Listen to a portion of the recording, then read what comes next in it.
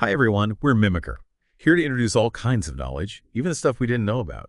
And today, wow, we're diving headfirst into a topic that really challenges our perception of what we know and maybe even what we think is true about the world around us. Have you ever just paused to consider this? If our collective understanding of reality, our very truth, is fundamentally built upon what gets published, what gets shared widely, what happens then? What becomes of all the valuable knowledge, the research, the insights that, well, for various reasons, just never see the light of day?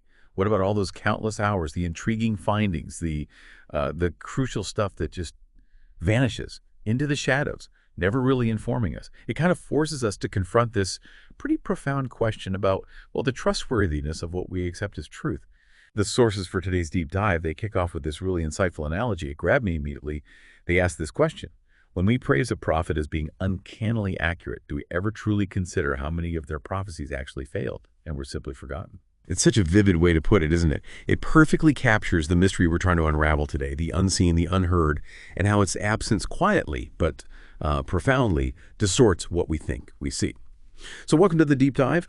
Our mission today is, well, it's an investigation into what the sources call shadows in the archive.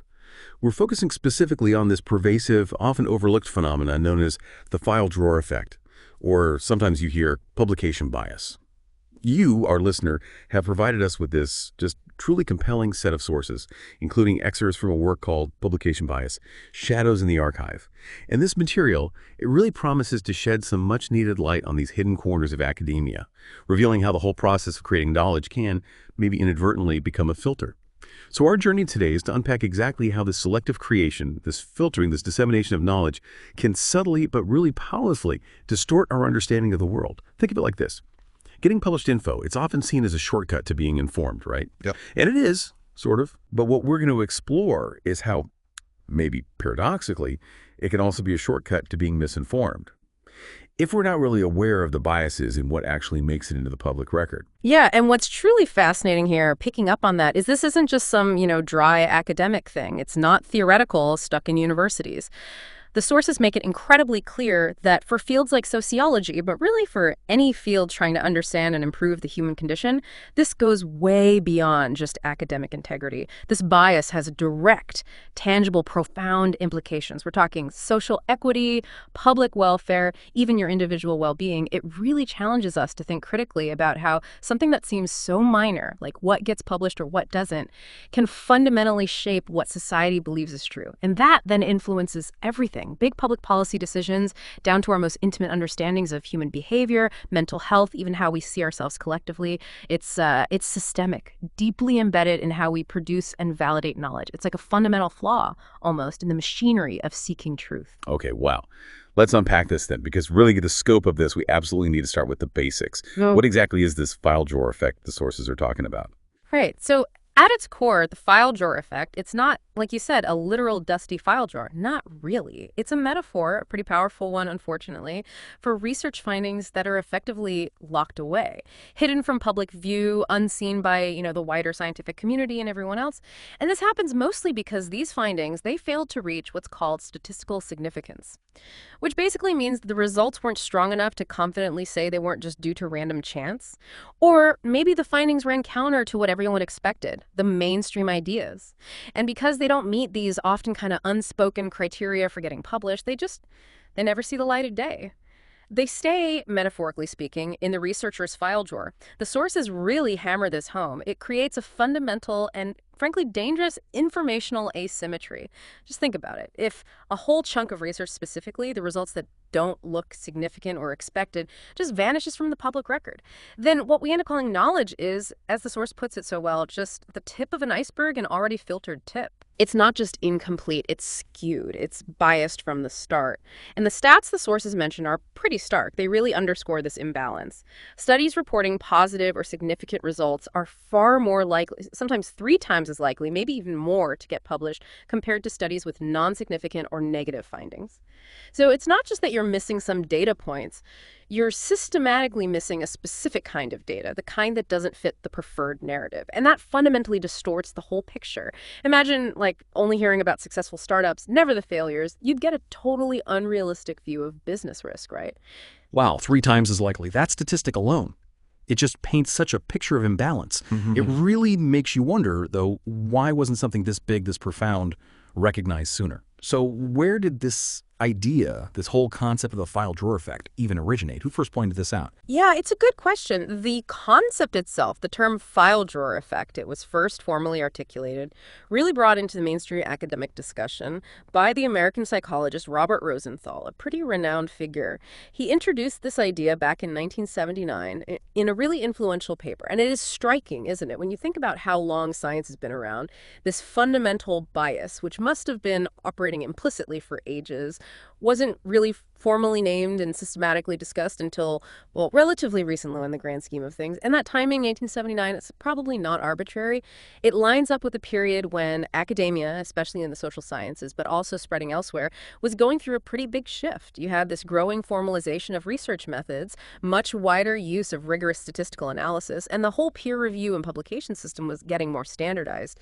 So as researchers started relying more heavily on numbers, and as statistical significance became this sort of dominant gatekeeper for what counted as valid or publishable knowledge, well, the biases baked into that system started becoming clearer. It's almost like the very tools designed to make science more rigorous inadvertently shone a light on the systemic flaws in how we build understanding. It tells you something about how complex knowledge accumulation really is, how unconscious biases and system pressures can shape even our best intentions. Science is still done by humans, within human systems. That historical context really clicks. It makes a lot of sense. So, okay, this isn't just about a few studies disappearing here and there. It's a systemic mechanism that actively skews our understanding. How does this selective filtering actually distort our perception of reality? Especially when we try to look at the bigger picture, like with meta-analyses. That's exactly it. That's the core of the problem and where the real danger comes in. If we rely only on what's published, which, as we've just said, is already this biased, filtered subset of all the research done, we inevitably end up with what the sources call fragile understandings. Our knowledge base becomes like a house built on shaky ground because it's missing that full, robust foundation of all the evidence. And this gets particularly tricky, even dangerous, with meta-analyses. Those studies that try to combine results from lots of different studies to get a big picture conclusion, they're supposed to be the gold standard, the ultimate synthesis. But, and this is the crucial point the sources make, when these meta-analyses exclude a silent majority of null results, meaning all those unpublished studies that found no effect or a negative one, well, the true effects we think we see in the literature can get badly skewed. This leads directly to things like inflated overall effect sizes. An intervention, maybe a therapy or a drug, looks much stronger or more effective than it actually is. You get these overly optimistic conclusions. You're essentially compiling only the success stories, the positive outcomes, and you're completely blind to the potentially huge volume of failures or non-results that would give you a much more balanced, much more accurate picture. So if I'm following this, it's like trying to judge, say, a pro basketball team's true ability just by watching their highlight reel. You see all the amazing dunks, the perfect three-pointers, the game-winning buzzer beaters, but you never see the missed shots, the turnovers, the games they actually lost by 20 points. Without that full picture, you'd walk away thinking they're practically invincible, right? A super team. Exactly. That's a perfect analogy. When in reality, their actual win-loss record might be, pretty average. Yeah. Or at least much more balanced. That really captures how this selective reporting paints this misleadingly positive picture, gives us this false confidence in certain findings. That really hits home. Okay, but thinking about the researchers themselves, they pour hours, funding, so much intellectual energy into this work. Wouldn't they want all their findings, significant or not, out there for the community? Why would a researcher just keep their findings tucked away after all that effort? That's a really intuitive question, and it gets to the heart of the human side of this. The sources point to several compelling reasons, often very understandable and tied up in the pressures of academic life. Firstly, researchers might genuinely just think their non-significant findings are uninteresting. If their big hypothesis didn't work out, or a treatment showed no real effect, it can feel like a dead end, maybe even a personal failure. In a system that rewards breakthroughs, a null result can feel like a scientific Secondly, there's that natural tendency towards self-criticism. If the results aren't what they hoped for, they might start suspecting errors in their own work. Did I mess up the method? Was the data collection flawed? Did I analyze it wrong? This can lead them to think the study itself is the problem, instead of seeing the null result as a potentially valid, informative outcome in its own right. Thirdly, and this is a big psychological factor, researchers might just lose motivation after what feels like a failed study. Academia is tough, right? Super competitive. You need publications for jobs, for tenure. Spending months, maybe years, on a study only for it to yield nothing significant. That can be incredibly demoralizing. Finding the energy to write it up, submit it, deal with reviewers for a null result. Maybe not worth it, especially if they're already thinking about the next potentially more successful project. And finally, maybe most critically, they might just assume that journals and their peers won't care about null results. They assume it's unpublishable. And that perception, whether it's totally accurate or not, becomes this powerful, self-fulfilling prophecy. They filter their own work based on what they think the system wants, so they never even try submitting those studies. That's a huge individual contribution to the file drawer effect, driven by those systemic pressures. Okay, that absolutely makes sense from the researcher's angle. The internal pressures, the career stuff, the human element, it's definitely a tough environment. But clearly, it's not just the researchers making these choices, right? The journals, the whole peer review system, they must play a massive gatekeeping role in deciding what actually gets printed and shared. Oh, absolutely. The problem of publication bias is deeply systemic, and journals and reviewers are a critical piece of that puzzle, even if it's often unintentional. The sources are very clear. These gatekeepers, operating under their own set of pressures, often favor certain types of findings. They're almost instinctively looking for what they see as novel, groundbreaking, or confirmatory results. There is this strong drive for what's new, what challenges old ideas in a big way, or what strongly supports an existing, important theory. This often ties back to the journal's impact factor, how often its articles get cited, which boosts its prestige. It's a whole economy of attention. And here's where it gets really surprising and honestly quite concerning. The sources point out this paradox. Even poorly substantiated studies that challenge scientific consensus can sometimes slip through simply for their news value. Just pause on that. A study might be methodologically weak, small sample size, maybe questionable analysis, but if it presents a sensational, counterintuitive, or just plain provocative finding, something that'll generate buzz, get headlines, rack up citations, it might actually find its way into print. This prioritizes essentially sensation and short-term news value over rigorous method, careful reporting, and the slow, steady buildup of reliable knowledge. It's kind of like prioritizing clickbait headlines over solid investigative journalism. And the implication is huge. This constant chase for novelty and news value doesn't just ignore the problem of hitting null findings, it actively makes the distortion worse. Instead of trying to get a full balanced picture, this approach can actively warp the knowledge landscape. It elevates flash over substance.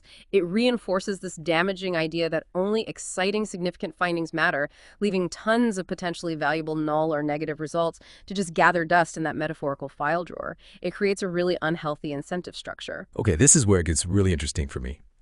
Because what you're describing, the systemic, selective publication based on significance or news value, the sources talk powerfully about how this creates a deep survivorship bias in our collective knowledge. We hear that term, survivorship bias, sometimes.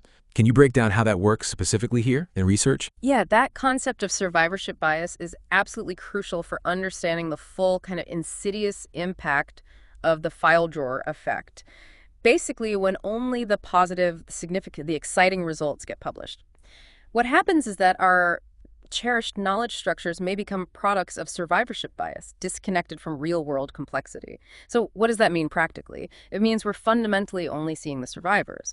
We see the studies whose findings were significant enough or fit the theory or just managed to navigate the publication gauntlet. We completely miss everything else.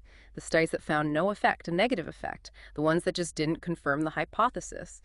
This creates this profoundly distorted reality. It's as if only the successes, only the significant results ever really existed or mattered. It's like, studying only the companies that made it big in the stock market without ever looking at the thousands that failed and then trying to make universal rules about business success based only on the winners. It just doesn't work. And this isn't just about individual choices, though those play a role. The sources clarify this bias emerges not just from individual choices, but from the interaction of evaluation systems and publication mechanisms. It's baked into the system, right from how research gets funded, how studies are designed, how results are reviewed, and ultimately how they're shared. It creates this powerful self-feeding loop where the academic system itself accidentally keeps this bias going. It strikes right at the heart of scientific integrity, really. That's such a strong statement from the source. It fosters a culture of producing significance rather than seeking truth, almost like bad currency driving out good in academia. That analogy, bad currency driving out good, is incredibly potent. Can you elaborate on what that means in this context? What specific problematic practices does it lead to? Yeah, that analogy, pulling from Gresham's law in economics, is spot on here. In economics, bad money, like debased coins, drives good money, pure gold or silver, out of circulation because people hoard the valuable stuff and spend the less valuable stuff. In academia, the bad currency is this intense, almost overwhelming pressure to churn out statistically significant results, almost no matter what. And this bad currency is actively pushing out the good currency, which should be the honest, rigorous, open pursuit of truth, wherever it leads, regardless of the outcome. This pressure to produce significance shows up in several really problematic ways that, frankly, compromise scientific integrity. Researchers, maybe feeling desperate to publish in top journals to get ahead, might start designing studies specifically to be more likely to yield significant results. Now, this isn't always malicious. It could be subtle things, tweaking methods, picking specific groups more likely to show an effect, maybe even running pilot data to ensure a promising direction before committing fully. But it can also lead to more ethically murky practices like packing. That's basically manipulating data analysis after you've collected the data, fiddling around until a statistically significant result somehow pops out, like running tons of different tests until one hits that magic p.05 threshold, or adding more participants just hoping to nudge the result over the line, or maybe dropping inconvenient outlier data points. Similarly, there's selective reporting, only writing up the parts of a study that worked or showed significance, while conveniently forgetting to mention other analyses or findings from the same study that were null or went the other way. And the consequences. They're really damaging for science itself. Journals' preferences for significant findings just reinforce this whole cycle. They become less interested in results that don't scream novelty or impact, which effectively narrows definitions of what counts as important research. This means truly valuable studies may be exploratory work, or crucial confirmatory studies that happen to return null results get sidelined, even though finding out that something doesn't work or that a hypothesis is wrong is incredibly useful information. It stops others from going down the same dead end. Over time, this whole mess distorts funding priorities. Funding agencies want to show impact, right? So they might lean towards projects promising splashy, publishable results rather than slower, more careful investigations.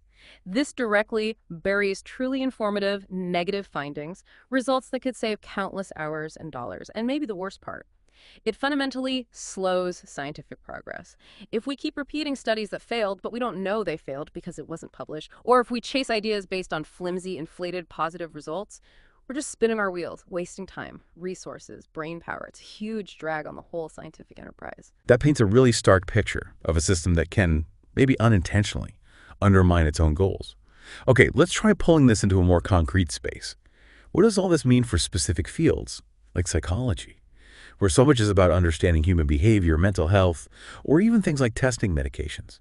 How does this significance myth actually play out in practical terms, like with therapies or assessment tools? Right. The file drawer effect is unfortunately particularly visible and well documented in psychology and related fields, especially when you look at studies on interventions therapies, educational programs, or the effectiveness of assessment tools like diagnostic tests. The sources state pretty clearly that studies in these areas often overstate their efficacy because null findings are quietly shelved. So when you read the published literature on, say, a new therapy for anxiety or a test for ADHD, the picture you get is almost certainly rosier, more effective, more universally applicable than the actual reality. Why? Because all the times it didn't work, or wasn't very effective for certain groups, or didn't show a statistically significant improvement over a placebo, those studies often just never made it into print. Robert Rosenthal, the guy who coined the term, he made this really striking observation about this imbalance. He noted that academic journals might be brimming with 5% false positive. Those are type I errors findings that look significant just by chance, like a false alarm. Meanwhile, he estimated maybe 95% of non-significant studies gathered dust. Just think about that ratio, 95% potentially missing. So our understanding of how well psychological tests work, how effective therapies are things that guide real clinical decisions, and public policy is built on this incredibly incomplete, selectively reported evidence. It's like building a house, but you've thrown out 95% of the blueprints that showed potential problems or weak spots. The foundation is shaky, distorted. It makes it really hard to trust the stability of the whole structure. Yeah, that's a powerful and frankly disturbing visual. 5% false alarm shining bright, getting all the attention, while potentially 95% of the full story may be showing nothing happened or even just made things worse. It's just sitting there, invisible. Can you give us an even more concrete, maybe widely relatable example? Something like antibiotics, antidepressant research. Antidepressant research is, unfortunately, a really clear and concerning example that the sources bring up. It vividly shows how these abstract biases have real-world consequences. The published data on many common antidepressant medications, for instance, often paint a far rosier picture than unpublished trials reveal. What investigations and sometimes regulatory disclosures have shown is that numerous clinical trials conducted often by the drug companies themselves that demonstrated a lack of efficacy or maybe found significant side effects without much benefit. Well, they simply weren't published. They stayed hidden, largely inaccessible to doctors, researchers, and crucially, the public who might be prescribed these drugs. Now, when these unpublished trials do eventually come to light, maybe through lawsuits or regulatory requirements or just persistent digging by independent researchers, they can drastically change the picture.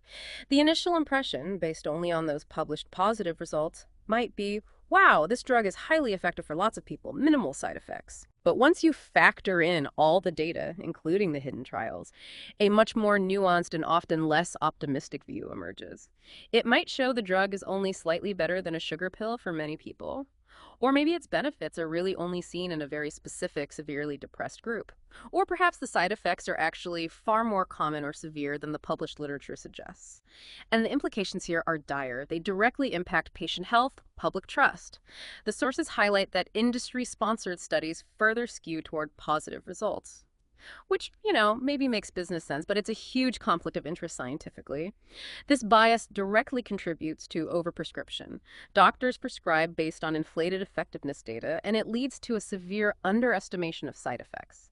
Patients might not be adequately warned about risks. People end up taking treatments based on an exaggerated sense of benefit, while the true risks, the real rates of non-response or adverse events, are dangerously downplayed because of this pervasive publication bias. It's a textbook case of the significance myth in action with very real human costs. That's incredibly sobering. It really illustrates how these seemingly abstract academic biases can have such tangible, potentially dangerous consequences for everyday health. Wow. Okay, moving beyond its treatment efficacy, the sources also talk about how this file drawer effect meets another well-known cognitive bias, confirmation bias, to create this powerful, self-reinforcing confirmation loop. And chillingly, this loop reinforces existing stereotypes. How exactly does that work? Yeah, this confirmation loop is one of the most insidious outcomes. As you said, we humans inherently tend to favor information that confirms what we already believe.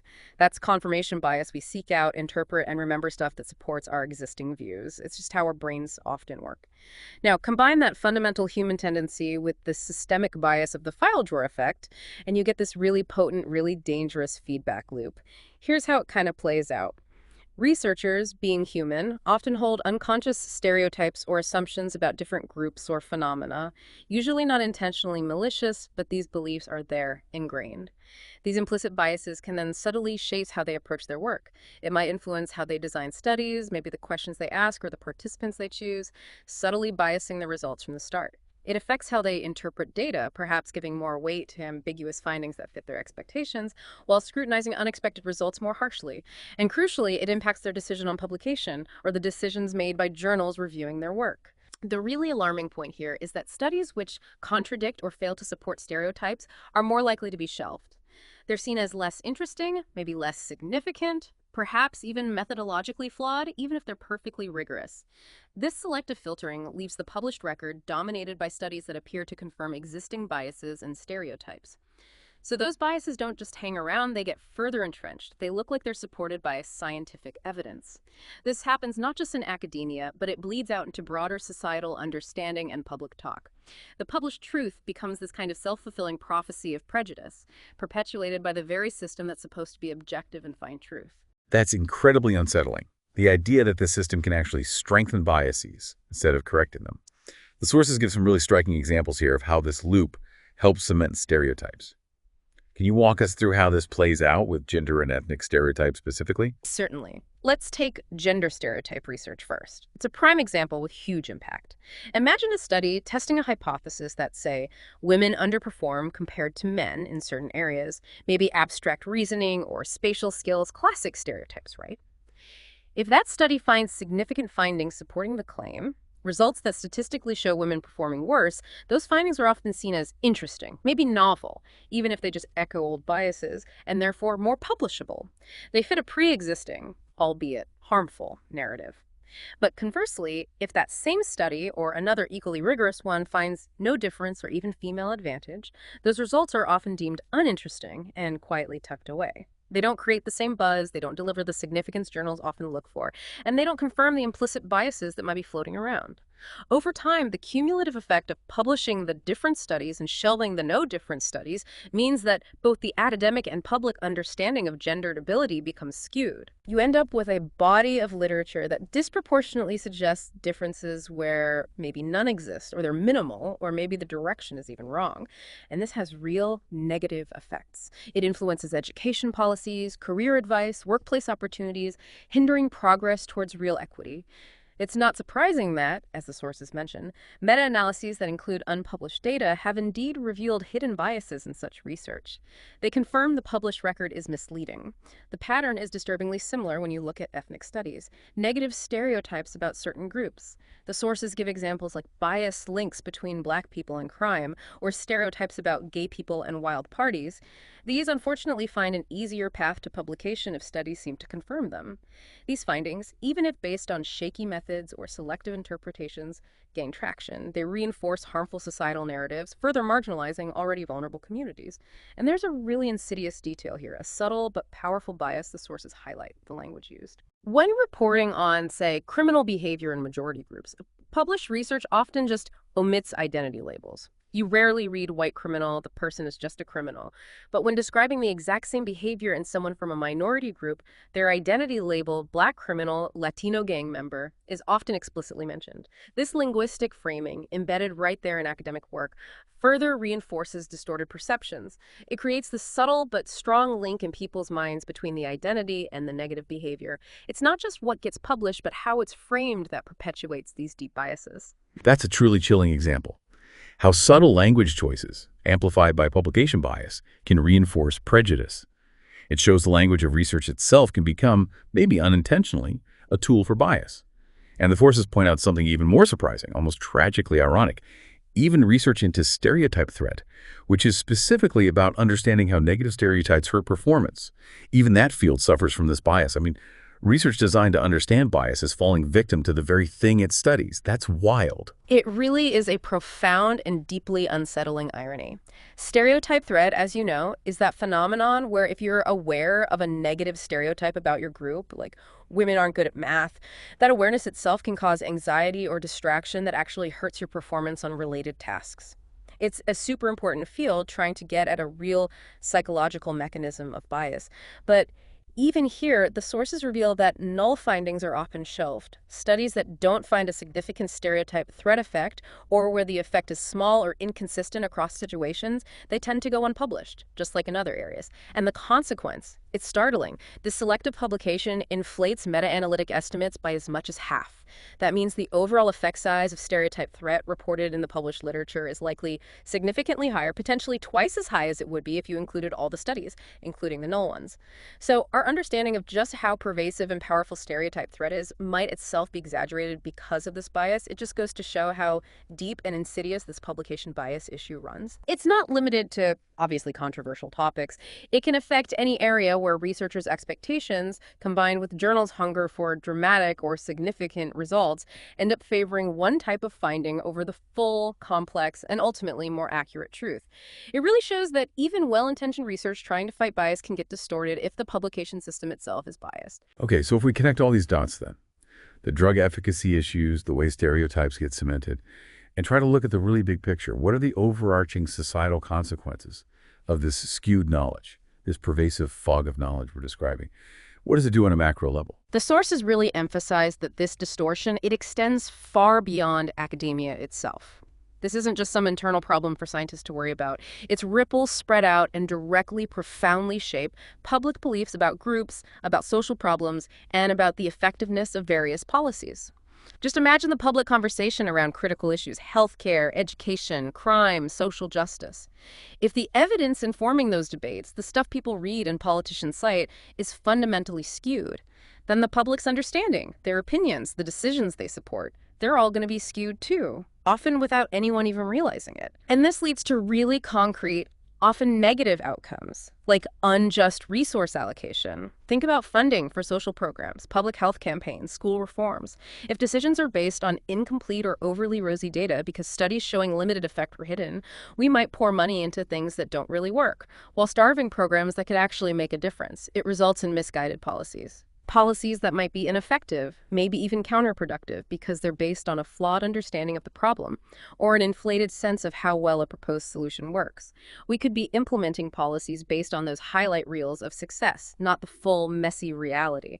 And perhaps most critically, something that really hits home, this skewed knowledge risks deepening social divisions. When biased knowledge reinforces prejudices and stereotypes, it divides communities. It fosters distrust. It prevents us from working together effectively. When studies that seem to confirm negative stereotypes get published disproportionately, they provide what looks like scientific cover for discriminatory attitudes and practices.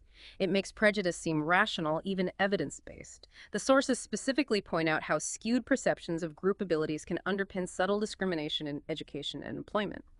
If the published literature suggests, due to bias, that certain groups are less capable in specific areas, even if that's not the whole truth, it can create unconscious biases in teachers, employers, maybe even within the groups themselves. This leads to unequal treatment.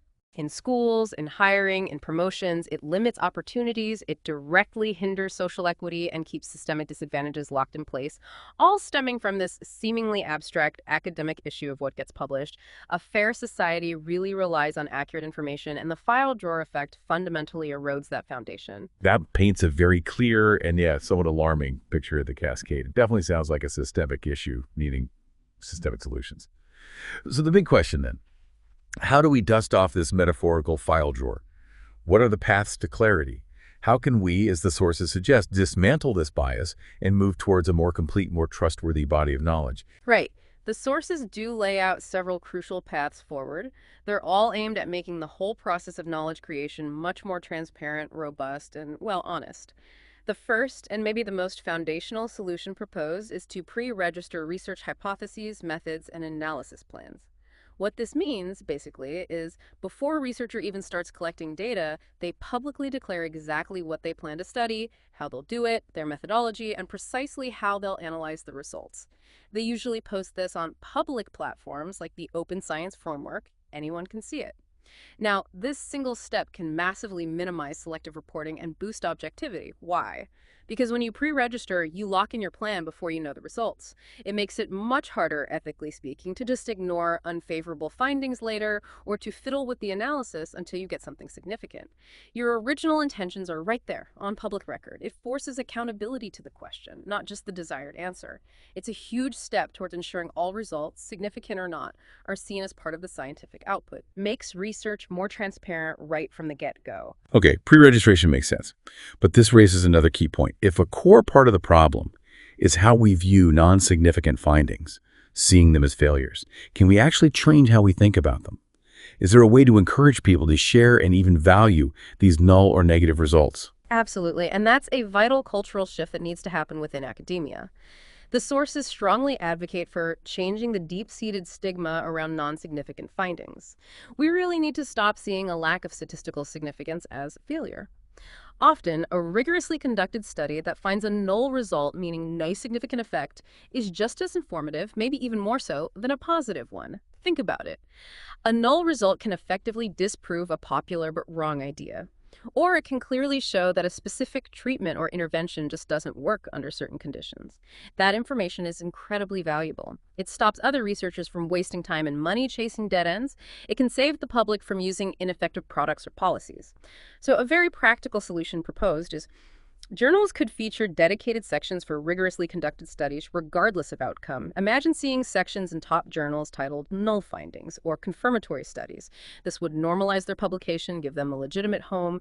It would offer a much fuller, more accurate picture of a research area showing both what works and what doesn't. Plus, it would cut down on so much wasted repetition. Researchers often unknowingly repeat studies that already failed but were never published. Making those null findings accessible could save huge amounts of time, effort, funding globally. Let researchers pursue genuinely new questions instead of retreading old ground. It's about valuing the scientific process, the rigor, not just the flashy outcome. Right, valuing the process itself. Okay, beyond changing journal practices and mindsets, what about bigger movements? We hear about open science. What is that exactly, and how does it help tackle this publication bias issue? Open science is a really important, broader shift happening. It's about making scientific research, its data, its methods, its publications accessible and transparent to everyone. Not just academics, but the public, policymakers, everyone. In the context of publication bias, open science means actively working to promote data sharing and open access publishing. This is huge. It means that even if a study doesn't get formally published in a traditional journal because of bias, its raw data, its methods, maybe even a full draft, a preprint, can be put online in public repositories where anyone can find it. The benefits here are massive. This allows hidden data sets to resurface. Data that would otherwise just sit in a file drawer comes out into the open. This public availability then lets other researchers independently verify the findings, and critically, it enables meta-analytic corrections. If researchers can access the raw data from unpublished studies, they can include those results in their big-picture meta-analyses. This helps correct those inflated effect sizes and overly optimistic conclusions caused by publication bias. It essentially empowers the whole scientific community to check, reanalyze, and get a much more complete and accurate picture than what just the traditional published literature shows.